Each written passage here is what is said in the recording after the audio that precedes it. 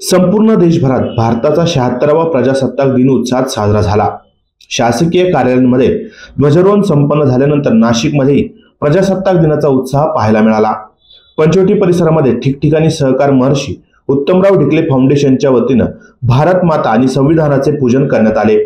सहकार महर्षी उत्तमराव ढिकले फाउंडेशनचे संस्थापक अध्यक्ष विशाल गोवर्धने यांच्या संकल्पनेतून शनी चौक, विशाल गोवर्धने यांचे संपर्क कार्यालय आणि प्रसिद्ध काळाराम मंदिर येथील स्वामी विवेकानंद पुतळ्याजवळ पूजन करण्यात आले।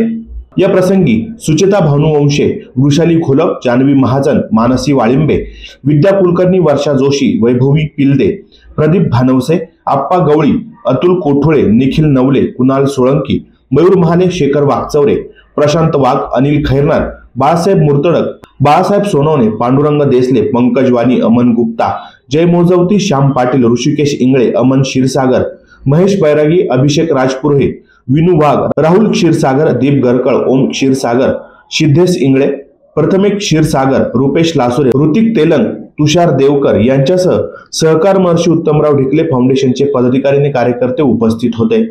दरम्यान नाशिक महानगरपालिका, राज्य शासन आणि केंद्र शासनामार्फत विविध योजना राबवण्यात येतात। या सर्व योजनांची माहिती विशाल गोवर्धने यांच्या संपर्क कार्यालयात उपलब्ध आहे। दिशा न्यूज ब्युरो, नाशिक।